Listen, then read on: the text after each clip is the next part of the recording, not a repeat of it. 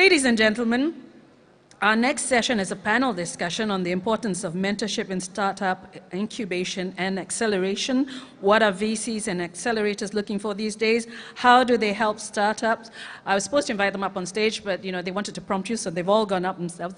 So let me introduce our moderator, Premesh Chandran, co-founder of AllStars, and he's all about learning from the best. He's got a great panel, and you will be learning from the best. Now, very quickly for the young people in the room, do not be afraid. It is not the wild man of Borneo. No alien organisms have attacked Paul's face. It is known as a beard. We don't know why he's still got it on. It's either, number one, he's saying defer to my experience because I'm old enough to grow a beard, or else he just wants you to ask him about his canoeing trip down the Mississippi River.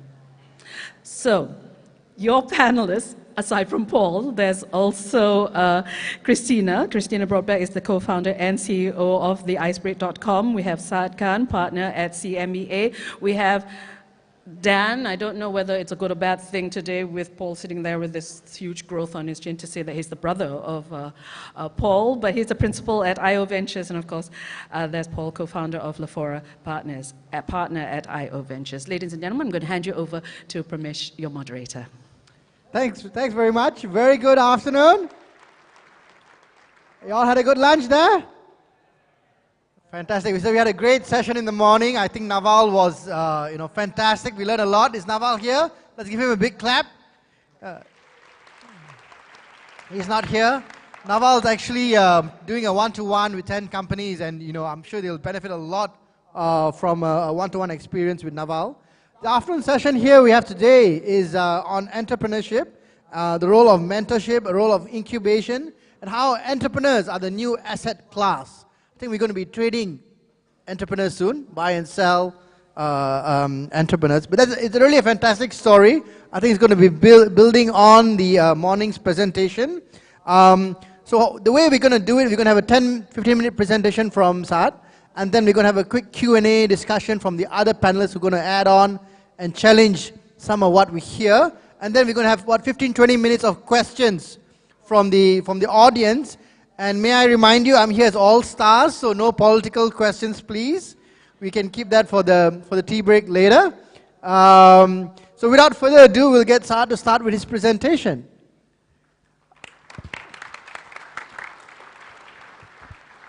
Can you hear me? All right. So how many deals were done at lunch today? I'm just curious. Since we have 800 entrepreneurs in the room, how many deals were done? Anybody? All right. I know the topic here is about Silicon Valley comes to Malaysia, and I think you're going to hear a lot of cool stuff, and there's a lot of really smart people here. But I kind of look at Silicon Valley as this place. It's this massive group therapy session for people who couldn't get real jobs, right? So they all got together. When their moms called them on the phone, they say, what are you doing? Why aren't you a doctor? Why aren't you a dentist? What you do is you go to the next Pete's and you talk to the guy and you remind yourself that I have to create my own jobs.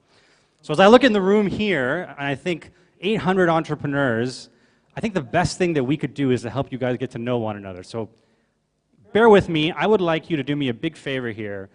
Can you just turn to the person to the left of you and then to the person to the right of you and say hello and shake their hand?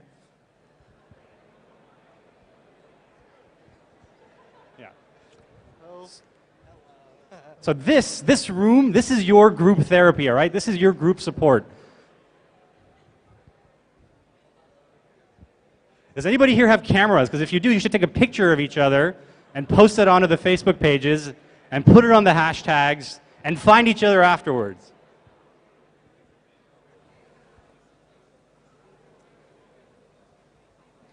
Who's the Facebook administrator? Is that you, Rebecca? Take pictures, remember each other. This is the support group, all right? All right, so let me get to the topic at hand. There's this slide up here. It says entrepreneurs are the new asset class. And I wanted to briefly explain what I meant by that. So let me give you a little bit of context. So about a year back, I wrote this article called Entrepreneurs are the New Asset Class. And for me, it kind of came from a pretty deep place, which was this notion that early stage investors, what are we actually investing in? And there was a lot of debate about it. And for me, you know, I kind of came to the conclusion that it's not about technology, it's not about products, it's not even about markets, it's certainly not about financials. That when you get down to the core of it, the most important thing, and all the things that I've seen, and I've seen a lot of things that have failed as well, with investing in people. And I took it a little bit further in the article. I talked a little bit about this notion of actually, what if we could invest in people and acquire equity in people as opposed to equity in companies? That, in fact, was the behavior of a good investor. Now, I didn't mean it to sound like a feudal overlord thing.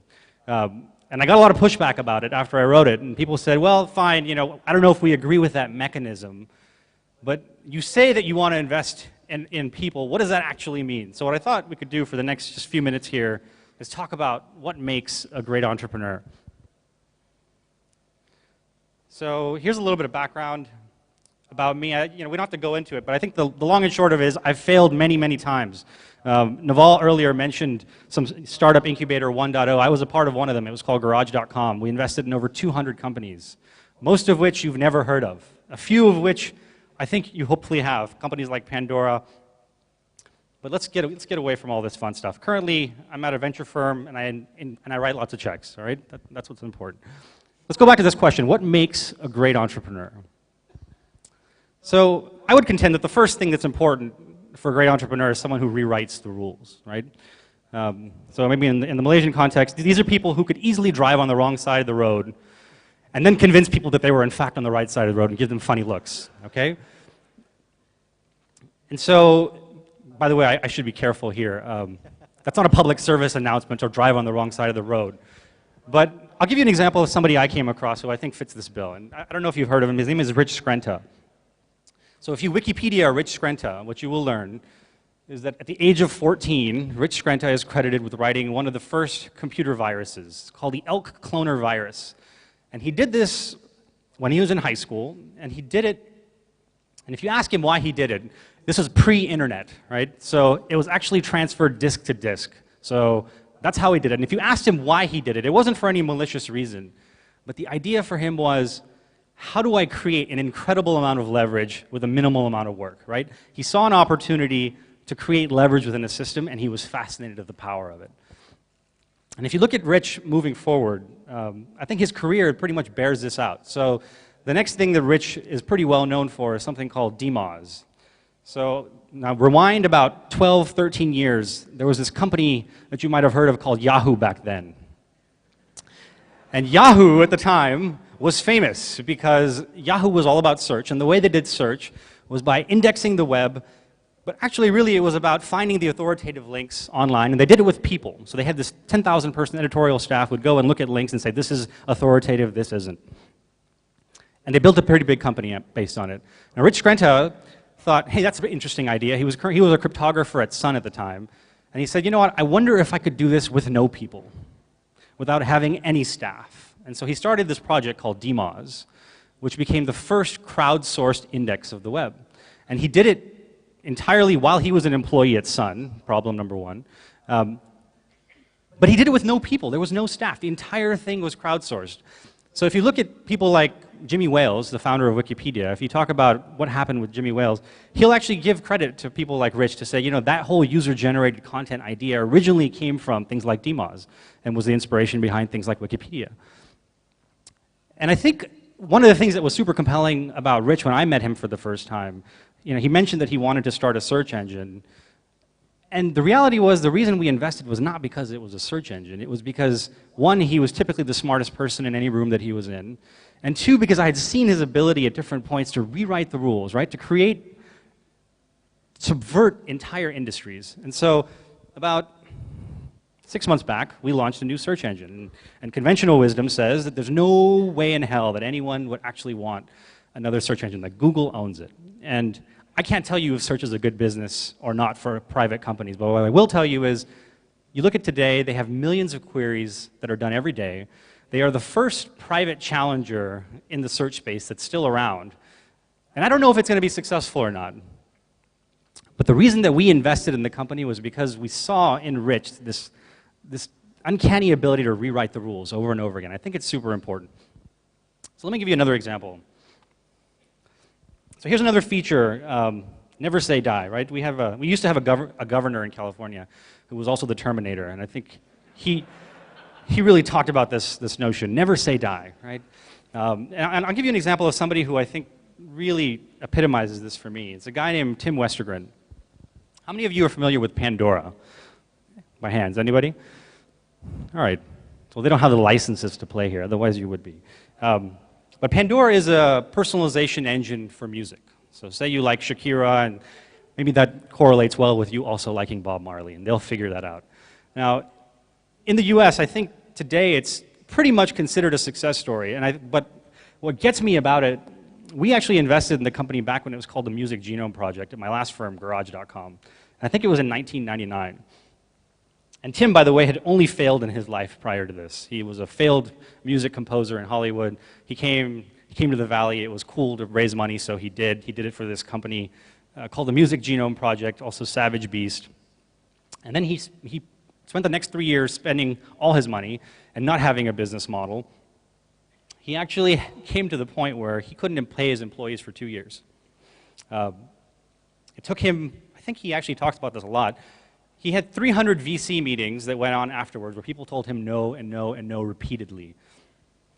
And then in 2004, someone decided to make a bet that in fact this personalization engine thing could be kind of cool if you applied it to internet radio and if you applied it to the PC. And with that, things finally started taking off. And Tim finally started to have something that looked like a business. And then came along the royalty board. The music industry sued Tim. They basically said that he wasn't paying enough royalties to all the music and the artists. So Tim then spent the next 2 years literally becoming an expert lobbyist in Congress and going and lobbying over and over again about sort of the value for the consumer value proposition for music and why this was actually a good thing for the market. 2008 rolls around, there's this new device, it's called the iPhone, and turns out the iPhone is really how people want to consume music. And with this, Pandora just takes off. You fast forward to today, the company has 90 million users, they have, who listen on average 11.6 hours a month. They had a $3+ billion IPO, and everyone thinks of this as a huge success story. It just went public earlier this year. And what's interesting to me about it is to remember that Tim was the longest overnight success that I've ever seen. Right? And the only reason he got this far was because he never said die. And if he didn't do that, we would not be talking about him today. And I think it's a super important feature for the entrepreneurs that I see. The last thing I'll talk about real quickly is this notion of inspiring. So inspiring is really hard to do. First, you have to empathize. You have to be able to see the world through somebody else's eyes. And then you have to bring them to your side and inspire them to a higher cause. And in this case, the example I want to give you is somebody who's a little bit non-traditional. So this is a picture from a panel we did about 2 years ago with social entrepreneurs. These are nonprofits. And one of these guys is a guy named Salman Khan. How many people here have heard of Salman Khan? This is not the Bollywood actor, by the way, all right? So don't laugh. Okay, so Salman Khan, if you haven't heard his story, it's a pretty compelling story. So here's Salman. He's actually a hedge fund analyst. He's sitting, I think he's in Silicon Valley. He's got cousins in New Orleans. And turns out he's being a bad cousin. He decides he wants to help his cousins with math homework. So he does something kind of interesting. He decides to actually record him solving math problems and then record them on YouTube, so his cousins can actually look at the instruction. And it turns out that people start watching this, and it's not just his cousins, all right? Other people start paying attention. And you fast forward to today, and what you have is a situation that looks kind of like this. He's actually made 2,400 plus instructional videos on every topic, from trigonometry to calculus to algebra.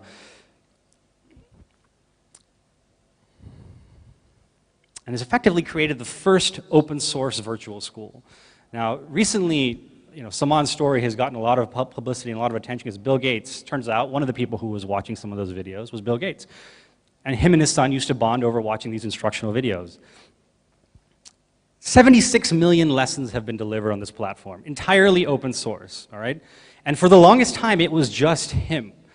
So his work has actually been translated into I don't know how many different languages, but it was entirely volunteer-based. So he inspired people all around the world to effectively help him build this platform and then distribute it to the world. Now, you look at it today, he's raised money from the Bill and Melinda Gates Foundation, he's raised money from other places, he actually has a staff now. But what I would contend is that the reason he's been able to pull this off, and what's really compelling, is his ability to inspire people. Inspire investors to his cause, to see his vision, inspire people to work for him for free, inspire people at what the possibility of an open source virtual school might look like one day. And I think it's super important. So I'll just quickly recap. So what makes a great entrepreneur? So I would contend, first, people who rewrite the rules and listen to stop traffic signs. Second, people who never say die. And finally, people who have the ability to inspire to their cause. And as I think we go through today, the question I have, and I think the question a lot of us here probably have, is this you? Because if it is, you should absolutely contact us, all right? We'd love to hear your story, and we'd love to learn more about what you're doing. With that, I'll give it back to Prem. Thanks a lot. Give him a big clap. That was fantastic. Break the rules. Malaysia, I think we are fond of doing that. Never say die. And really, is this you? Can you really do it? And inspire. Thanks for the presentation. We're going to get our panelists involved. Who would like to make an argument with Saad? Who's going to defer? Americans are famous for deferring, right? Are you going to argue against it? Are you going to add something in? You guys? No? Oh, come on, you guys are boring. Come on, let's. No, I mean the point is. Let's have a bit of an argument here. Let's have some fun, you know. The point is he makes good points. I mean, like if I got somebody that quits on me, I mean, like I don't want to be around those type of people. If, you know, somebody's not inspiring, that's useless. I mean, you need to go out there and create something from nothing, right? If I go out there and I could get somebody to join my company, you've made a good step. If you go out there and hire a third, fourth, fifth person, you've made a good step. That's all about inspiration, right? So these are all super valid points. So I don't see how you argue against these. If you don't have one of these three traits, get the hell out of the room. I don't want to work with you. So no, okay, he made a good point. I'm going to challenge you guys. Okay. Everybody's here. I'm sure a lot of people who are not inspiring, who can't come on stage and tell a great story, right? They're boring. They can code, but they can't do anything else. What do they do if they're not inspiring themselves? They should join a startup then. They shouldn't start one themselves. That's the problem. Yes, I mean, startups are not for everybody, right? But let's say you are a really good coder, right? You could write a story through code, right? Some of the best, most inspiring people I know are engineers that build really cool stuff. They don't go out there talk, they do. And like if you could go out there and build a really great product or just a cool prototype, you can attract people. And that's a way to inspire people. So you don't have to be a talker, you don't have to be a good-looking person, you don't have to be anything. You just have to be really good at one thing that's going to catch someone else's eye. And that's what inspiration is about. Christina? No, I agree completely. I mean, I think there's two ways you can approach it, right? One, you're one of those people who can just sell something and you can inspire people that way. Or like Paul said, you can build something and inspire people through your product. I'm more the talker, by the way, if you can't tell. So, okay, so how, I mean, let's say, guys, how do you go out and find a co-founder? How do you go and, where do you go and search? Is there a bar you can hang out, like, singles bar, co-founders bar, you kind of date and start drinking and, go back for the night, maybe not, but, how do you go out finding a co-founder to work with you on your startup? There's no real easy way of doing that. You just have to keep on working at it. I know sometimes Paul says, that's not my problem. And, a lot of times you just have to really just go around the circuits, meetups, startup competitions, anything. Just get yourself out there, meet people. Because otherwise, if you're sitting at home, that'll never happen. I hear facial hair works. Yeah. What's that quote about the hammer? What do you say? The hammer and the nail. What's that quote? I don't know. I mean, so one thing with finding a co-founder, I get this question asked everywhere, right? And what it really comes down to, let's say you're a business guy, you have to make yourself empathize more with the tech guy. Or if you're a tech guy, you have to empathize more with the business guy. So, I mean, just even trying to learn how to code, like even if you totally suck at it, right? If you just try, a co-founder that's more technical is going to be like, wow, this guy's not a complete, bullshitter, right? If you're a, technical guy and you kind of sit there and you're kind of, rocking your chair and not talking to anybody, if you at least try to open up a little bit and actually show up at a networking event, someone's going to, be really impressed by that. So it's about going beyond your means, going beyond what you feel comfortable with, and then you're going to start attracting people. If you're just the same person you always are, I don't care. You're just boring. You're bland. I hate bland. You have to stick out, and that's one way to do it. Just put yourself outside your comfort level. Stick out. Have a big beard. Yeah, sure. Why Christina, not? what about women entrepreneurs? How does a woman entrepreneur find a co-founder? I think it's really just the same way. Like, you really just need to put yourself out there. You need to make friends. You need to go to networking events, because all it really comes down to is the relationship and building relationships. One other thing was ask everybody you know. Really pull on your network. I mean, we have the founder of LinkedIn here. You know what? People say, I can't reach out to an angel investor. I can't reach out to some person. There's a lot of great tools out there to meet people. And if you can't find somebody, just start emailing people. Start asking every single person you know, like, hey, do you know a good engineer? Do you know a good engineer? Yeah, you might get annoying to some of these people, but you will eventually find somebody. So don't be afraid to ask everybody at the end of a conversation, hey, you know, do you know anybody that, I know you're not a good fit for this company, or you're already busy, but do you know anybody else? And it's amazing how far that goes. Yeah, actually, a lot of times people will just reach out to me and just ask me to do coffee. And I think if 9 out of 10 people will probably say no, but one person will say yes. And even if they can't end up being your co-founder, they can introduce you to somebody who can be a good co-founder. Yeah, I think one tough part we always see is that somebody throws out an idea, and either they think the idea stink, or they think the idea is not going to make money, or the co-founder will say, hey, I got a great job. I'm already making X dollars, you know, a month, right? Why should I give that up? And as Naval pointed out, entrepreneurship sucks, right? You live the horrors of entrepreneurship every day. How do you, what's the magic? How do you find a person who's really going to quit their job and join you on this journey, which is probably not going to get anywhere anyway, but is willing to take a bet on you?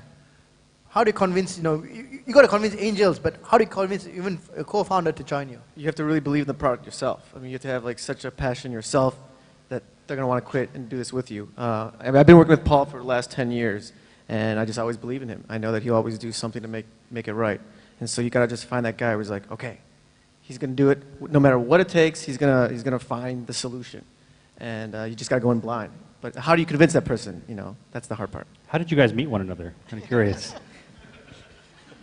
I think if you have to convince somebody to be your co-founder or convince them to work for you, they're not the right person. So let's go to the next question. Never say die, right? I don't know how it works in the US, but you know, in Malaysia, you get some money, you know, from somebody, you go for a couple of months, you know, you're out of money, you quit, right? You say, yeah, that's it for me, great idea, I couldn't make it, and you kind of shelf your startup, right? How does an entrepreneur in Silicon Valley, you know, go beyond and really build a product 1 or 2 years, you know, and until it sort of survives? What are the ways of you know, keep going? Begging, cheating, lying, I mean, whatever it takes. So for me, like, I mean, there have been times, there have been horrible lives of me as an entrepreneur. I mean, there have been months where I wasn't paying people, and I had to beg people. I gave more stock options. I did whatever it took, right? But also what's really amazing is, you know, now that I'm on the other side, I'm, you know, the dark evil guy now. If I see somebody's gone through that, or that they, you know, did everything they could, that really means a lot to me. And so maybe that company that first died, if you keep on going at it, your next company will go on. So when I say never say die, it doesn't necessarily mean that, you know, your company can't die, but more like you'll just keep on coming to the entrepreneurship game. But yeah, you got to do whatever it takes. And like, don't be shy. Don't be, have too much pride. I have absolutely no pride when it comes to my company or trying to raise money, whatever it takes, right? I mean, just be out there and yeah, don't hold back. And if you do hold back, then you'll always be sitting there when you're 85 years old saying, oh man, I could have tried that one more thing. The company might have survived. So don't leave anything on the table. I got asked this question. I was actually in Egypt recently, and someone said, well, how do you know when to quit? Right? How do you know when to sort of turn in the towel? And I think the answer is you never quit. You just adjust your strategy, right? And the strategy may be, I need to get a consulting job for a little bit while I sort of have the income to do this, maybe become entirely a new product, new team, whatever it is. But you don't quit. I think it's all about adjusting. You know, there's this concept that we've talked about lean startup stuff. I mean, certainly this notion of pivoting or failing forward, I think is really important, right? Every failure is data back for you about what doesn't work. It gets you that much closer to actually finding what does. Great. So it's not about yeah, fantastic answer. So it's not about quitting. It's not about quitting. Thank you for that it's about, one clap. I appreciate it. That was incredible. That person really knows what they're doing. They should get funded, all right? Come and see him later. Okay. You clap early, you can queue up to see him later. So yeah, it's all about pivoting and changing and adjusting your strategy. But I think the big issue is also technology is moving very fast. You build something and before you get out the door, you know, technology may have moved on, right? How do you know when to pivot or how to pivot? What is it in you that says, okay, we're gonna change the strategy? You know, is it that fact that you talk to 20 VCs and all 20 VCs said it sucks and then you change? Is it because you've launched a product for 6 months in the market and you have 9 users, 8 of which are your brothers and sisters and your friends? What kind of feedback, sort of knocks you on the head and says, yes, it's time for change? I don't think you should change your ideas on if VCs say no or if angels say no or not. Just keep going for your idea. I think you should change your idea based off of the analytics if you see that people are using your product in a certain way that you didn't know they were going to use it that way. So maybe you need to pivot into that direction. Or if you talk to users and you see that users want your product to go in a different direction, then you can pivot based off of that. Data is brutally honest, right? If someone's not using your product, it is very, very obvious to you. Especially in the consumer world. I mean, that's what the lifeblood of what everyone, what everyone sort of works for is that data. And it's like crack. When it starts working, you know what that behavior is. I think it's the same thing. If it's not working, you have to change. Now, it doesn't always have to be, I look at the example of Pandora. Sometimes things work out well for you, right? Turns out internet radio was not that fun over your desktop. It turned out the iPhone was a really big deal when it came to radio, right? But recognizing the value of that platform, owning it, and going with it. I think technology adjustments can happen both ways, right? They can certainly kill what you do, but they also could be a huge tailwind for what you're doing. Great point, Greg. One clap? One clap? Just kidding. Paul and Dan? I mean, data is a big thing. If you have a product that's just initially out there and it's not doing anything, you should take a look and see what the concerns are. If it's just even just a little landing page that just stinks and they can't get anywhere past that, make adjustments for that and just see. If there are a couple months, still nothing's going on, you should probably change direction, yeah. I'll add on top of that. Sometimes it's also you just feel this horrible feeling in your stomach and just nothing's working. You've tried everything. Like you really have exhausted everything. It's at that time that, you should change where you're going, right? I mean, you shouldn't stop working on a startup or something like that. You should just say, okay, I know it's not working. I'm like kind of forcing myself to do this just because I don't want to give up. You should then change it at that time Sometimes too. the team knows it as well. Yeah. It just becomes like this weird elephant in the room. You could almost smell a dead startup sometimes when you walk in a room. I know I've been in one. You're like, it's really depressing, right? So at that time, if you feel that way too many times in a row, maybe it's time to just, restart a little bit, kind of, try something new, and yeah, it could, really work out well. Especially if you know the team is great, if you want to keep that alive. Fantastic. Okay, we've got about 20 minutes to go, so we've got a huge audience here. I think there are going to be a lot of questions here. So we're going to start taking questions from the audience. Quickly go to the mics. We've got a great panelist here. Any quick questions? Come on, you guys, get to those mics. Feel free to ask anything. We're very, very open and honest. I've been prompted to ask this question about the beard, right? Yeah. So I'm going to get the conversation going. Tell us about it. Tell us the story behind the beard.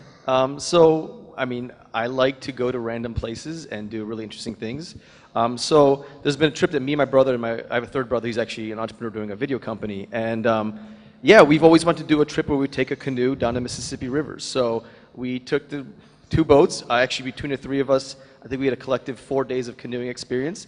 And we jumped off the cliff and did it, kind of like running a company. And it took about 60 days. It was 2,300 miles, so around almost what? 4,000? No, like a little bit under 4,000 kilometers. And I just finished a couple weeks ago, and I'm rocking it now. So yeah. Wow, fantastic, great journey. So don't just be an entrepreneur, just get onto the canoe and do something different. That's actually one of the things of being an entrepreneur, like a really good entrepreneur. It's a person willing to take a risk, right? The hardest thing I think in starting a company is just that first step. And like just literally like looking down there and I don't know what I'm going to do. And the great entrepreneurs jump off the cliff, and there's a really great saying, it's like they build an airplane on the way down. If you actually figure out how to build it, you fly away, you become a billionaire. If you don't, you're dead. Woo, okay, right? A very binary outcome, but you got to be able to go out there and just be bold enough to say, I'm going to do this. I'm going to throw my whole life, my passion into it. And then I could almost guarantee you're going to have some kind of great success. It's just a matter of, how many times you try to jump off that cliff. Okay, now questions. Did it kill enough time? Pretty interesting. We have a question there? Yes. My name is Edwin. I'm representing a company called easyuni.com. We match students to institutions of higher education. My question is not towards how to be a startup or how to be an entrepreneur. Rather, it's more about the mechanics of valuation. Could you please advise us in terms of, as an angel investor, as a venture capital, how do you value a startup that, as a startup, you normally not making profit and, do not have many years of figures. So it's kind of a black art for us. So can you advise us in terms of what are the norms of angel and VCs to value a startup? Thanks. So these are kind of like pre-revenue startups, right? You start up and, Yes, and you're not making your money yet. Yes, yeah. Yeah. It's like, right? I mean, honestly, there's not a lot of science behind it. It really is, what is your alternative? And how much more, and how many more options do you have? I think that's the one thing. And you know, what's been really interesting to me about watching a lot of how these discussions have progressed over the last few months is how much people are actually able to do before they raise any money. So the best leverage you have is, I don't need cash, right? But I'll fund it through the business that I've already developed and the fact that we're revenue generating from day one. It's kind of hard to answer. I think in the Valley these days, I can tell you valuations are going through the roof. I mean, for things that have never, that have no traction, that just have a team. And I think sometimes they're absolutely worth it for the people. But the reality here, I think, is how do you create that leverage? And I think you do it in a number of different ways. Either you have another option, or the business demands it because you just say, you know what, I'm going to do it on my own. Right? That's how it goes. I mean, certain things that make you really valuable is the team. If you have more engineers than business people, investors just really like that. So, definitely don't have a co-founding team of 4 business people and 1 engineer. Like, that just won't put much value into your company. I'd also say, I mean, it really just comes down to the market, right? If you guys are here and there's one VC and he says no, your valuation is 0. If you're in a valley and the 15 people want you, you could go out there and start a bidding war, right? So it just depends on how hot you are. It's kind of like the sexy girl at a bar. There's 15 suitors, right? She's more valuable than the girl sitting in the corner that's not looking so pretty that day or whatever it is. So yeah, it comes down to who wants you guys, and that's you got to go out there and play investors off each other. Christina, you want to add anything? Something, I guess, basically going back to what Saad said before, is being able to convince people. I know in the Valley, the 2 most difficult things right now are, can you convince people that you can hire people? Because a lot of startups fail for that reason. And then also, a lot of startups will get seed funding, but they will never make it to Series A. So can you convince them that you will be able to be Series A fundable? It's actually easier to raise money in Silicon Valley right now than it is to hire people, which is this kind of strange phenomenon. When you look at the US market in general, there's this funny little bubble that happens on the West Coast. I don't know how long it lasts, but clearly I think part of it is just the fact that everyone wants to do a startup, and the means of production have come down that everyone can. Fantastic. Okay, we'll take the next question. Gentleman over there. Hi, good afternoon. I'm Vin. I'm from yourfoodreview.com. Basically, what we try to solve is what to eat. All right. So my question is rather open. You see, we are made known that a lot of times for a founder or co-founder, you're rather good at something. Either you're good at business or you are a very good coders. Now, the question is, what do you all think of a founder that is jack of all trades, that knows a little bit of code, a little bit of business and here and there, but it's master of none. It's not totally superb in codings or neither here nor there. Just like to hear some opinion. So you're asking if the team is not that strong technically, or they're kind of just average all throughout? That's kind of what you're saying? Yeah, this is, we don't have a strong team in technical yet. So you do not? Not yet. Well then, if you're doing something in a field that's technical, let's say consumer internet apps or mobile or, I don't know, anything that has to do with technical, if you don't have a good engineering team, sorry, I'm not going to talk to you. Like, I have absolutely no interest in talking to somebody that has no team behind him yet. But that could change. You could go out there and find good engineers through your passion, recruit them. Then I'll start talking to you. But before that, you're a liability, and no one's around to help you, right? So you need to have a great team if you're building something in the technical space. Now, if you're starting a restaurant, who cares if you have an engineer? You have a great chef on board or something like that. So it really depends on what company you're building. A lot of people ask this question in the context of, hey, I'm a first-time entrepreneur, right? And I want to go raise money. And it's really hard. Like, I haven't had success in the past, but everyone starts somewhere, so how do you actually raise money? And I think, Naval talked about this earlier, this notion of being exceptional at something. And I think regardless of what you are doing, I'll give you an example. I've invested in a couple different people, who had never started a company before, who had never even built product before, but in one case, one of them actually was the youngest chess grandmaster at the age of 10, right?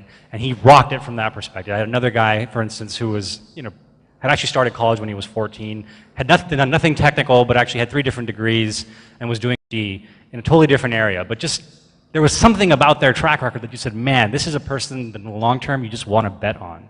And I think it's important to have that. I mean, in the absence of having the skills in the domain that you're going to be going after, is how do you demonstrate to people that, look, you know, there is something special about this team that's a long-term bet? So like, you know, start training for the marathon or climb Mount Everest or something like that, and then... Or go down the Mississippi for 2,300 miles, you know. Well, the thing is, from what it sounds like, there is some kind of locality involved in this company. So you can build a lot of value by getting a lot of these restaurants on board or something like that to show like these investors, hey, like, even though we're not technical, we have like a big group of, you know, restaurants on board to use our product, even if it's not fully ready yet, if it's just even just a simple page. Yeah. Some sort of market validation. Yeah. Yep. Okay, we'll take a question here at this mic. Good afternoon. My name is Christopher Talk, and I run a startup, a social enterprise called the Empowering Youth Endeavors Project. My question is about teamwork. So basically, yes, you're right, that a strong, solid team is needed in order for you guys to, to believe in us. So given the situation, what are the first 3 people that you would hire first in terms of skill sets? You know, whether they'll be the business strategy people or the marketing people. Give me the first 3 skill sets that you would want to hire in the first, when you in your startup. The 3 smartest people that I could find. But beyond that, I mean, you just want to find people that are very, very flexible. Your answers, I can't give you an answer. It's very vague. If you're in a restaurant industry, you want to hire people that are really good at, you know, have relationships with restaurants. If you're building something 100% consumer internet, you want a lot more technical people. So that answer, there is no 3 people. You just have to find the best people that fits your business, and you want them to be really awesome. I think if you're talking about the technology world, what you really want are the people who give you version 1.0, right, of the product.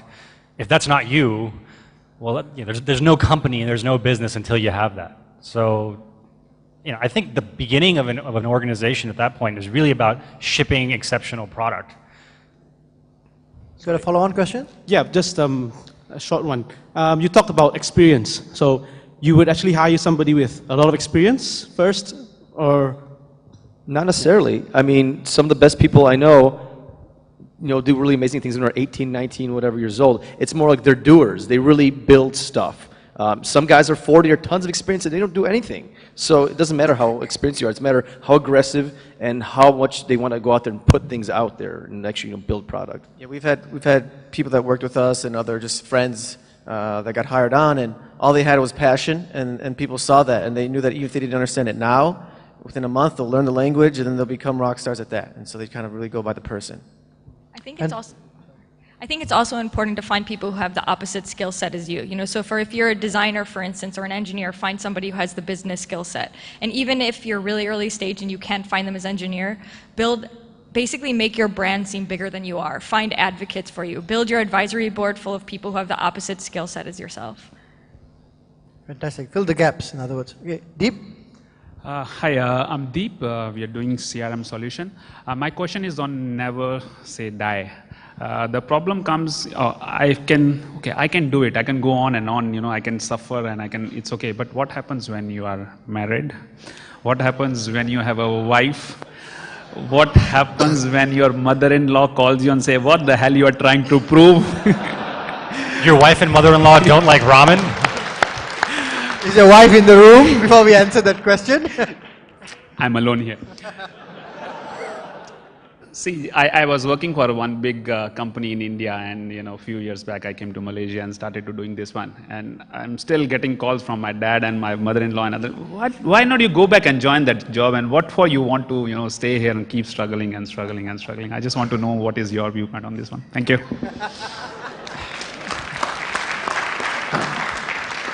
It all depends on how much you want this. You know, my brother and I, we worked at a company, and we had a deal that was possibly in, and it never came through. And we had months and months and months of not paying us, not paying our employees. We slept in bunk beds. We took, you know, we cut as many corners as we could just to keep the business alive. And we had girlfriends. We didn't have a wife, but we had girlfriends. We talked to our parents all the time. Are they still your girlfriends? Or No. It all depends on how much you want and how much you believe in it. And if you want to go all the way, you have, you know, hopefully your family's on board for that. And that's all I can say, really. It's what Saad was saying about inspiring. You got to inspire your family and friends to believe you that it's going to happen, right? If you can't and they don't support you, then maybe it's not inspiring enough, or maybe you do have to sacrifice sometimes. I mean, I don't advocate people not feeding their kids, obviously, but yeah, you have to go out there and convince people, and yeah, your wife might have to take a job for you if you think that's best, or you might have to, cut back a little bit or something, or yeah, stop, sell your car. I don't know, but it really depends on what your flexibility is. Sell it as an adventure, doing something new. Okay, gentleman over there, yes? Hi guys, my name's Amir. I'm from Nottingham University. I was wondering, I mean, this session was about talking about the importance of having a mentor. How would you find a mentor?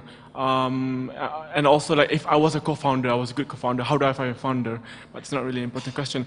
I mean, I've got a friend who had a mentor and who later recruited him to his company, and now he actually runs the company co-jointly with that person. So that's my first question. How do you find a mentor? And number two, I read in the National News Agency that the government said that for people to succeed in business now in Malaysia, the way to go is through franchise. Do you believe in these two? And my last question is addressed to Paul. It's just a stupid question. Mr. Paul, when I've been to New York and Miami, and I had problems in the airport. Did you also have problems when you were coming here to Malaysia? Yes. I can see that a bit of smiling. Good questions. You would think that I would have problems. I also have extra pages in my passport in really weird countries. But no, I actually have never had problems. Maybe I have a really nice smile or something like that. But yeah, I'll answer that one first. You guys want to tackle other questions? With the mentor, just be friendly with someone that you really respect in the industry, and don't ask for anything else outside of that. Just ask if you can, if you can help you with some questions you had, and then maybe just slowly build that relationship until then you whip that. Can you be a mentor or something? I think also just find the people who inspire you, even if they're just random people on Twitter, people that you're influenced by. Contact them on LinkedIn, direct message them on Twitter, and some people will write you back, and you can start the conversation there. You'd be amazed what saying hello does. It's an amazingly powerful tool. I can't really reiterate on that. Yeah, I mean, people in the Valley say hi to people and respond. You could go to events, bug people, right? And also, like Dan said, you're not going to go out there and you're my mentor now. It's no. It's do you say you're my wife? No. You got to hang out with the person. You got to get to know them, and then they just kind of become that person in your life. And hopefully you surround yourself with good people that you want to build into those relationships. I think it's one of those things where you just don't ask for anything from them, right? You meet someone, you try to establish a personal connection, and then you just say, hey, if it's okay if I'll drop you a note from time to time just to check in. And I think people appreciate that. The last thing you want to do, it's like looking for a job also, right? The last thing you do is start networking when you need a job. You network long before you need it. And I think that's what everyone should be doing. For me, I live by this principle. I actually have something that I call a personal advisory board that I keep, that are people that I've just met along the way who have been tremendously helpful for every big decision that I've come across. And most of them I met, honestly, not because of the network that I already had, but just by walking up, saying hi, and then updating them from time to time. And you had another question about the franchise model. Are you talking franchise Subway restaurants or something like that? I think so, yeah. I mean, that's a solid business, but that's not a true entrepreneur. A lot of the risk has been taken. I guess de-risked. I can't find a better word. But you can definitely make a lot of money. I know people that are millionaires that do just gas stations, right? So it just depends on what your character is. But you're not going to be building a high growth company. You're not going to be building the next Google. You're just going to make a really good, solid life for yourself. But so it's a different type of entrepreneur. But yeah, definitely you can make money off of it. I mean, Walmart never raised venture capital. Right, okay, we got about 5 more minutes. The gentleman in the back, not this one, the one in the back. Do you want to ask a question? Yeah. Thanks for noticing me. Yeah, I've been standing here for quite a long time. Sorry, I didn't realize in the beginning. I only just noticed. Yeah. I have few questions for speakers. First thing is never say die. I have been looking for co-founders or partners on how to cooperate in certain business idea, but somehow when it comes to never say die, there's just there's some part of the middle process of developing this business idea, the project is die. And then the partner is just disappointed and started to quit. And maybe even angel investor also plan to draw out their investment fund from this project. So how do you deal with these kind of problems? You deal with them by, picking yourself up and trying again. I mean, these problems happen all the time. I mean, having angel investors not want to put money in your company, the reason why I know so many people in the Valley is because I got no's from everybody, right? People lose co-founders. I've had to fire a co-founder. You know how much that sucks? I mean, these are just bumps along the way in your entrepreneurial career. So, if it didn't work with one person, find another one. If it doesn't work with some investors, find more. I mean, you just keep on going at it. I really can't give you a good answer then. You have to just find a new configuration. Maybe this current configuration of people or investors is not working. Try another one, or the idea, or whatever it is. Okay. Can I ask one more? Okay, yes, since you've been studying there for so long, yes. Yeah. So, actually, where are you? How actually we are trying to convince, even we have a failure experience in the development process of the project or the ideas. Just like, for example, the angel investor or the partners, we are going to look for after some partner when we disappointed and quit after the project. I mean, quite simply, as we mentioned, you have to be exceptional at one thing, right? So if you've been having a really hard time raising money on one product, maybe you should change it and do something really great that's different, right? Or maybe you should go out there and find a person that's going to make your team look much better. If people are saying no all the time, there's probably a reason. It's not always that they know what they're talking about, but there's probably some glaring holes in the way you're presenting yourself. Maybe you're really poor technically, maybe you're really poor business-wise, maybe the idea just doesn't seem quite right because it's too far-fetched, or sometimes you're trying to sell too many things at one time. So you have to go out there and just really kind of step back from yourself and say, what am I doing wrong, and how can I clean it up a little bit, and then maybe go out there and re-pitch to people. Thanks. Okay, I see 5 people at the mic, so we'll make the questions brief and the responses brief, so we'll keep on time. Okay, hi, I'm Azim Pakwancik from Alpha Catalyst Consulting. I think my question is very simple.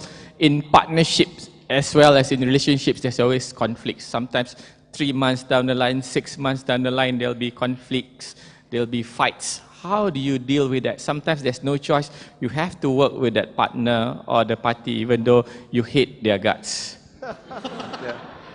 Hopefully the relationship is close enough where, an hour or two later you can still work with each other. That's the goal when you're in a partnership. Here's a problem with partnerships in business. I don't like doing business development deals too often because each side wants to optimize for themselves, right? So at the end of the day, I'm trying to get 90% of the company for 10% of the work, and the other person's trying to do the same thing too. So for business, I try to avoid as many partnerships as relationships you have to kind of count on. But now, if you can't build your business without partnerships, then you have to find people you inherently trust and you think are going to have good souls, right? But everybody's out for themselves, so you got to make sure you kind of think about that and bake that into your, observation of how the person works with you. Was your question about partnerships or your partner?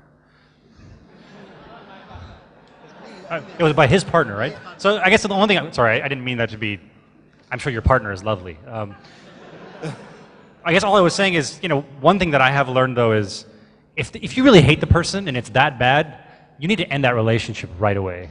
I mean, that's pretty brutal. When I've ever had to defer making a firing decision, I can tell you that it was one of those things where it was brutal, but it never came early enough. And I always ask myself, why didn't I do this 6 months ago? Good answer. Gentleman here, yes? Hello, good afternoon. Actually, I got one more question here. It's about, advisory members, pulling the right advisory board members. Sometimes I was like, I read this article, or Mark Sasta, the blog post. In the writings, he told us that actually he pulled in about 12 advisors in the organization, actually in the startup. But when you have that amount of people, you're going to have a lot of people trying to put, objective your company, try to direct you to do these sort of things. You're going to have a sandwich fight in the board meeting room. And then that's what we don't want. And then I want to know, is it a best practice or is it just plain stupid to actually pull in, a lot of advisors in one place? Because, sometimes I've been thinking like, contacting the CEO of Malaysia, Kenny, to become my advisors. Sometimes I've been thinking like, contacting some people, that is good in business. And then is it a right best practice to actually pull in these kind of bright minds? Because, you know, at the end of the day, probably you're going to have a, you know, dispute in understanding and also vision alignment. Do you mean board of advisors or just kind of advisors? Advisors, yeah. It's never too bad to have many, but as an investor, if you see 12 advisors, you're pretty sure none of them are doing anything. They're just kind of there for pictures, that's it. And I think your advisors are there for when you need help, for you to ask them. They shouldn't be making decisions on where your company is going. I have a thing with advisory boards that I like to do. You need like 3 or 4 different types of advisors. You need one. It's nice to have like the big shining name. Oh, you have Jao who started YouTube. That's awesome. That's the kind of social proof thing. And it's nice to have, but don't expect anything from a person just besides his name, right? You want to have the kind of coach, the person that kind of goes out there and he's kind of like your older brother and you could cry on his shoulder. It's almost like an emotional support, right? And then you want to have industry experts. People are really awesome. You have an advisor for SEO. You have an advisor for sales and marketing. You have an advisor for like, you know, technical stuff, right? And you don't want to get too many of these people, but you want to have a nice mix of that, right? If you get all those 3 people around the table, you're going to do well. If you have way too much of one, let's say if AllStars and but don't do anything, then you're going to have a very shallow experience with the board. So make sure it's well rounded. But if you get those 3 types of people, at least 1 of each, I think you have a great advisory board, and it really helps.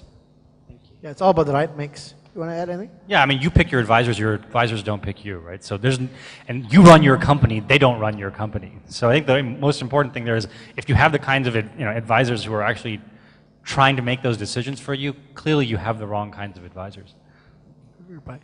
Yes, sir? Hi, my name is Aaron Gill. I'm in the process of rebooting a startup that I shelved many years ago. So I've managed to reconnect with people I've worked with before and some friends who are really capable. And even without an idea yet, they've decided to join. So the idea now is, with these co-founders, how do I carve out parts of my company, give equity, shareholdership, or do I come up with a profit sharing plan? I mean, what's the best way to sort of reward these friends that have come on board, so to speak? Yeah. Well, welcome back. Yeah. Nice to have you back in the game. So I would not keep any of the kind of shares or like the kind of equity structure in the previous company. That's just going to be a disaster because you probably owned a lot more back in the day.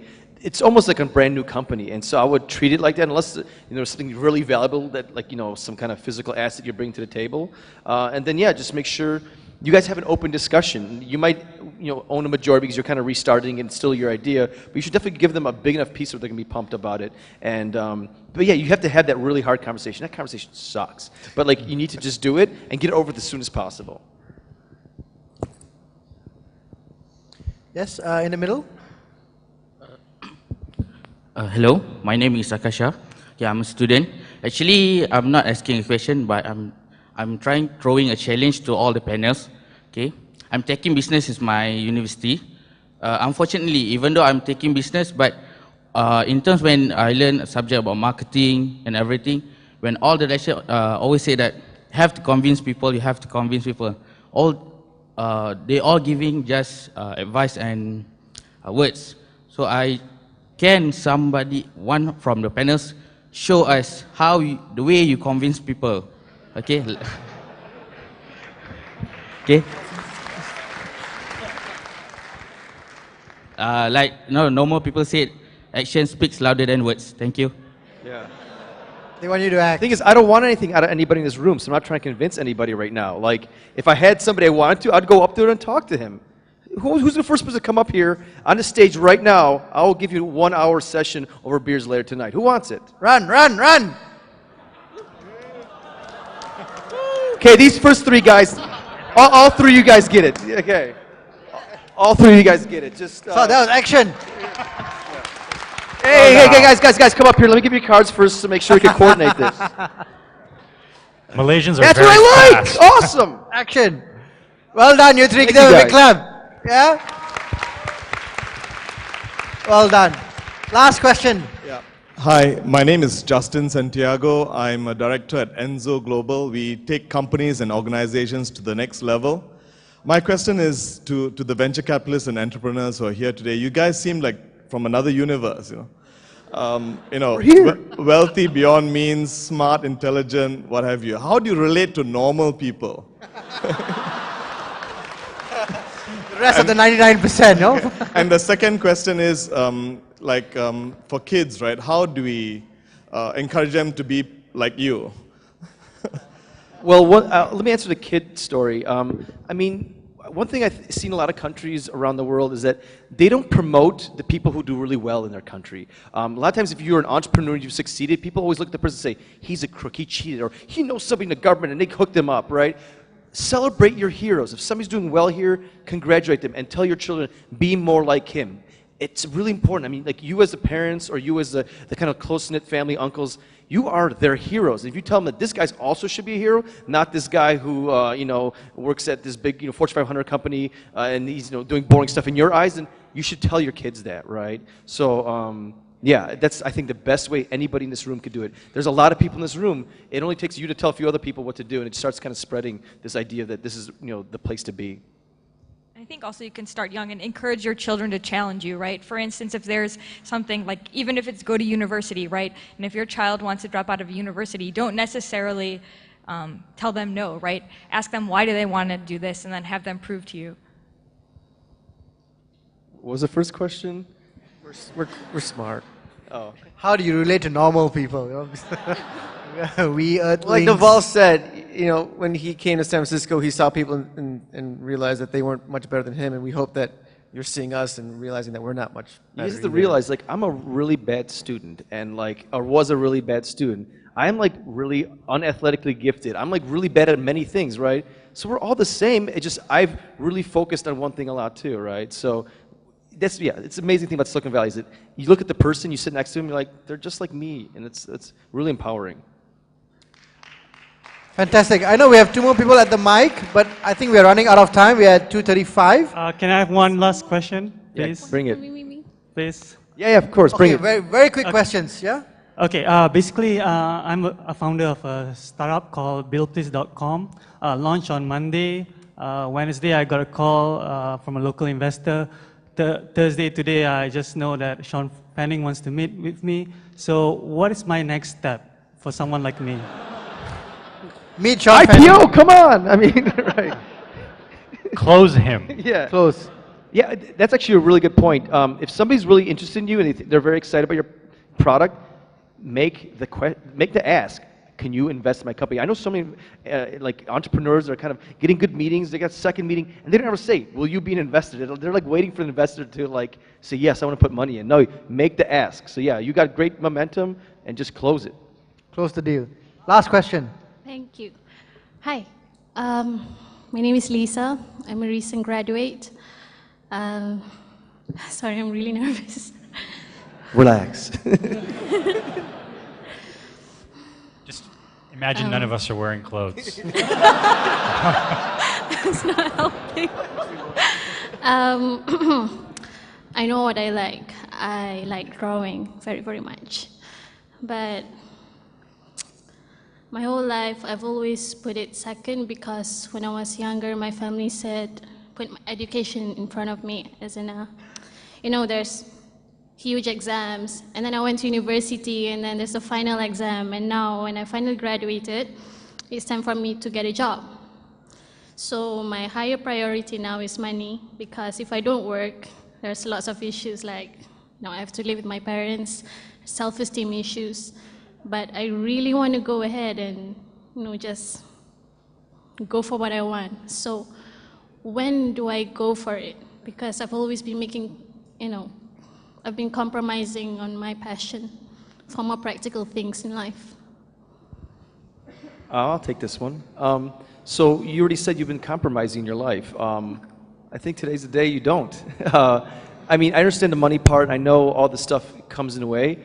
So try to find a way around it. And if you can't necessarily take the jump because you have to, pay, your family, you have to put money on the table and, food, then start working on the side. Like really start working as much you can. Dedicate your whole life besides the boring job part to get it going. And then maybe in 3 or 6 months you could take the leap. Also, there's great programs like what I run, IO Ventures. You could apply to these things. There's hundreds of these around the world. Maybe they could help you kind of take that leap. So put a foot down and say that today's the last day that you're not going to work on your project. Start working on it. Even if it's in the spare time, start doing something. And then hopefully in the next couple of weeks, months, you can find enough courage to then do it full time. Yeah, I really appreciate your honesty. I think everyone here should applaud her for Yes, coming yeah, out that was and being awesome. that way. And I would just say, just make sure you find us afterwards. Sorry? Just make sure you find us afterwards. I'm happy to try and help out. Okay, I think we're going to wrap up the panel now. Can we give them a big clap to the panelists for the fantastic questions? So do catch them later if you have more questions. Back to you, MC. Thanks very much, Premesh. Ladies and gentlemen, one more time, come on. If there's such a thing as refreshingly brutal, this was it.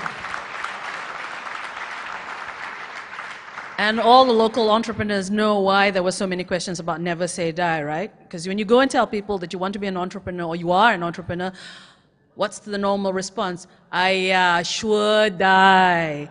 That's why you want to know. All right, thank you very much to our panelists.